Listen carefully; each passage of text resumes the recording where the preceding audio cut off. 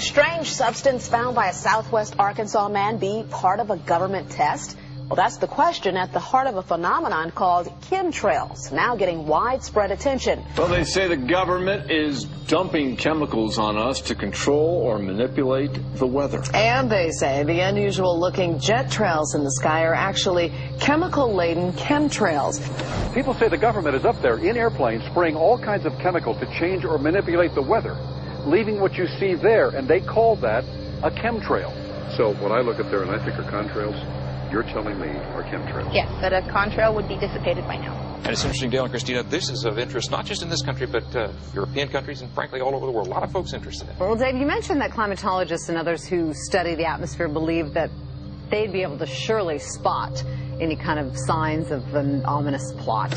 Our journey started in San Diego, California, where thousands of scientists, engineers, policymakers, and journalists gathered for the American Association for the Advancement of Science Conference. One of the topics was the artificial manipulation of the Earth's climate, also called geo-engineering. During the meeting, scientists spoke about the plausibility of implementing geo-engineering campaigns throughout the world under the guise of preventing global warming. One widely accepted theory was to block the sun by spraying something into the atmosphere.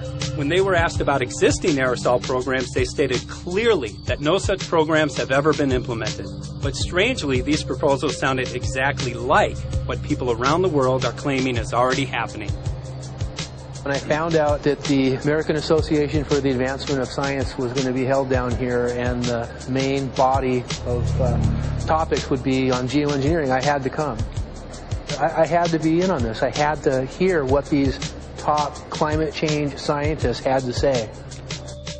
And that's the other question about chemtrails and whether geoengineering is being deployed right now without our knowledge. I don't have any personal insight into that, other than to say that I've worked in government at pretty high levels in the White House and at state government. I'm personally skeptical of that. But obviously, you never know what you don't know. Chemtrails. On the internet, they are cited as proof of the government creating clouds to combat global warming. They claim the American government, with the secret approval of the national government, is covertly using jet aircraft to spray population centres with aluminium, with barium, and with strontium so as to reduce people's immunity and reduce the global population. I'm always a little bit suspicious because the government doesn't seem that capable to do something on such a large scale. That is not rain, that is not snow. Believe it or not, military aircraft flying through the region is dropping chaff. Small bits of aluminum, sometimes it's made of plastic or even talicized paper products, but it's used as an anti-radar issue, and obviously they're up there practicing. Now, they won't confirm that, but I was in the Marine Corps for many years, and I'll tell you right now, that's what it is. And what happens here, military jets, some come out of Key West Air Force Base, and they move off into the atmosphere, and they drop mylar strips. Some could be a little wider, some are small glass fibers that are coated in aluminum. And what the Air Force does is they take their military jets and they dump these out of the aircraft, they fall into the atmosphere, and some take as much to a day to fall down. This is inevitably military or something going on. The government, the Air Force, you see this kind of a pattern like this, you can rest assured there's something going on. They're actually little bitty magnetic and little bitty strips of, whether it's aluminum. Well, it's a nuisance to you and I to determine what's real and what's not, but it looks like it is a life-saving operation there from the military. The apparent motive behind this conspiracy theory is one world government. Order, I cannot hear. Mr. Speaker, I want to assure the House that both my ministry and my colleague, the Minister of Health, who have received correspondence on this issue, that this conspiracy theory does not have an iota of truth, and that the trails observed from aircraft simply come from jet engines. Question number 9. Order.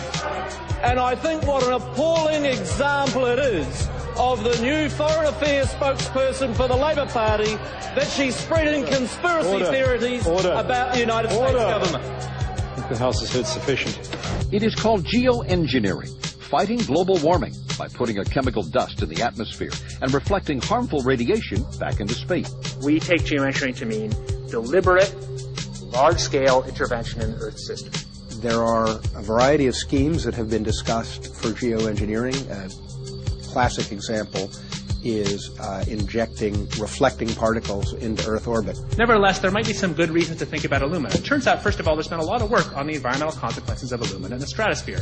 The big deal really is that alumina has 4 times the volumetric rate of forcing for small particles as does sulfur. And that means you have 4 times less surface area for the same rate of forcing. And this is a much bigger deal. You have roughly 16 times less the coagulation rate. And that's the thing that really drives removal. So you could get away, we think, with much smaller mass fluxes. So that's why we see things like in the used aircraft patent from '89, they talk about aluminum.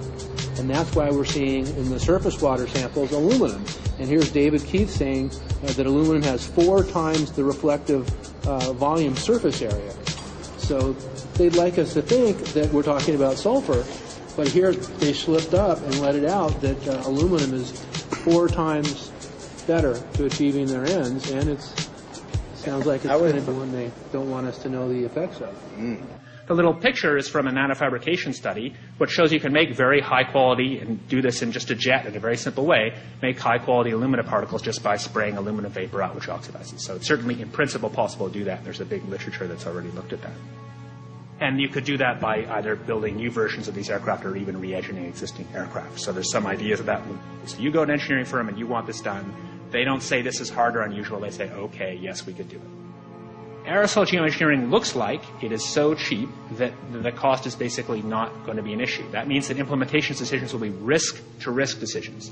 The risk of doing it against the risk of not doing it. And it makes the problem of how we govern it fundamentally harder and different and novel. So I've told you that it's cheap to deliver materials to the stratosphere, and I'm convinced that's true. I don't think that will change. But I think the more we do research, the less easy this will look, the more complicated the environmental effects will look. And that's a good thing, because right now it looks too easy.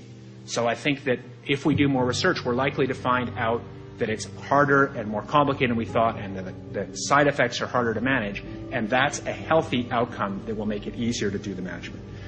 Of course, the opposite reaction is possible.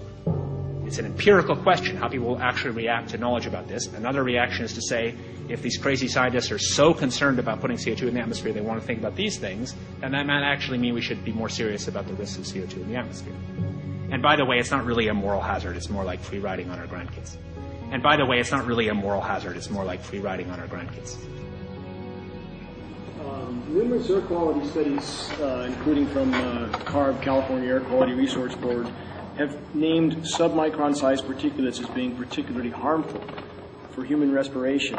Through all the discussions today, I have not heard any mention of this fallout, and has this been studied, and also the effects of a highly reactive metal like aluminum on toxifying soils and waters?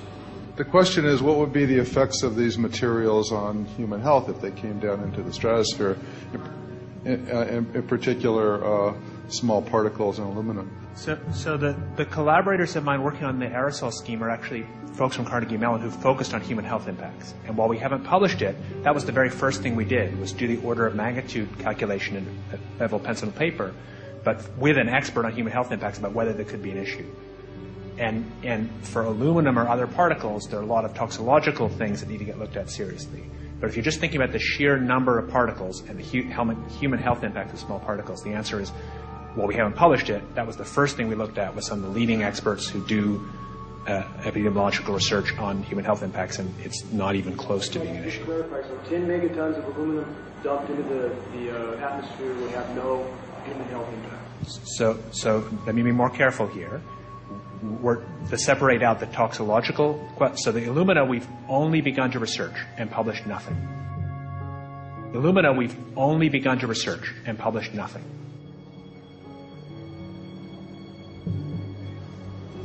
Dane looked at him and he said, so you're telling me that spraying 10 to 20 megatons of aluminum, as you said, would have no human health effects? He took a deep breath and he swallowed and he said, let me be more careful here. We haven't done anything serious on alumina, and so there could be something terrible that we'll find tomorrow we haven't looked at. And that, for me, that was the whole main point of what is going to be coming out to the public. It's the damaging effects of aluminum that are being found around the world in massive amounts. Here's David Keith confronted on this very issue, and he looked, at that point like they just let the cat out of the bag. Mm-hmm. We haven't done anything serious on alumina, and so there could be something terrible that we'll find tomorrow. We haven't looked at it. They're proceeding because they have an agenda that's separate from trying to thwart this crisis of global warming. There's obviously several other objectives, whether it's depopulation, control, weapons aspects, communications aspects, all kinds of things, wild cards that we know nothing about.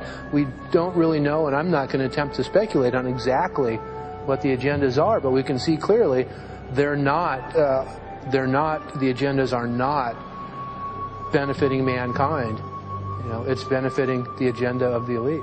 And so I think the question is, how do you draw the line between some activity that is allowed and doesn't need global governance and activities that do require global governance? Dr. John Holdren has agreed to serve as Assistant to the President for Science and Technology and Director of the White House Office of Science and Technology Policy.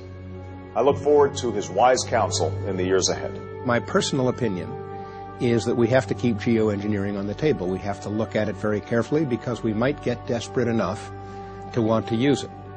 So what would we do if in year 2040 or 2060 there's a severe climate crisis, say widespread famines or Greenland sliding suddenly into the ocean?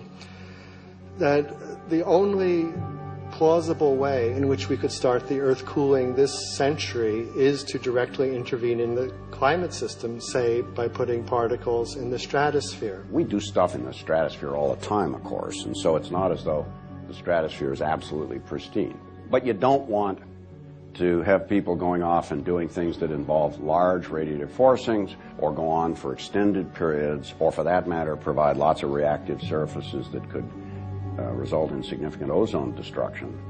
Maybe I'm putting a particle into the atmosphere because I'm trying to make money, or maybe I'm putting a particle into the atmosphere because I'm engaging in scientific research and trying to understand cloud physics, or maybe I'm putting this particle into the atmosphere because I'm trying to make it rain locally to seed a cloud and get more snow on our ski slopes. And this obviously raises all kinds of questions.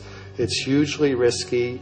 It will likely negatively impact some people, but we might find ourselves in a situation where those risks seem worth taking.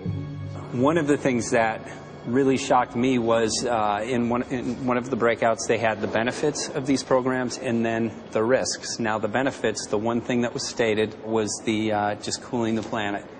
Some of the risks were ozone depletion, droughts in Africa and Asia. I got to tell you, I came away from this experience after listening to these scientists for 4 days of symposiums, really concerned, because it's clear now that they are justifying, rationalizing, and looking to legitimize some really, really horrible impacts, further impacts on our environment. And they're basically formulating the sales strategy and the implementation and oversight strategy and the funding strategy. After San Diego, I was shocked by the programs that had been proposed. I decided to write about it. That night when I finished, I sent the article to an online publication with my email address attached. When I woke up the next morning, my inbox was flooded with responses from around the world. Why? Because I had just broken the story on aluminum in geoengineering models, which I had no clue at the time that very few people knew about. Now this metal, aluminum, is being found in massive quantities way above normal levels all over in rain, in soil, and in snow.